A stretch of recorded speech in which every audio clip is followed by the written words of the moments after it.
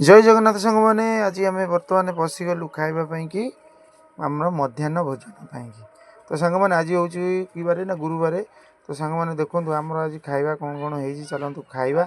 आपको देखेबी कौन कौन हो खावाई तो बर्तमान आम बापा ये बस खाऊँ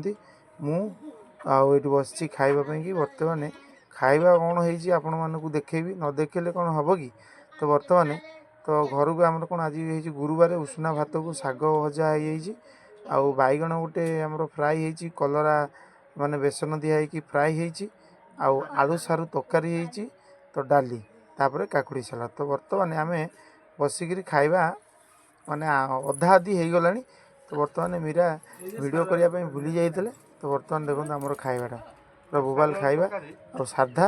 और जबरदस्त है सांग मैंने नमस्कार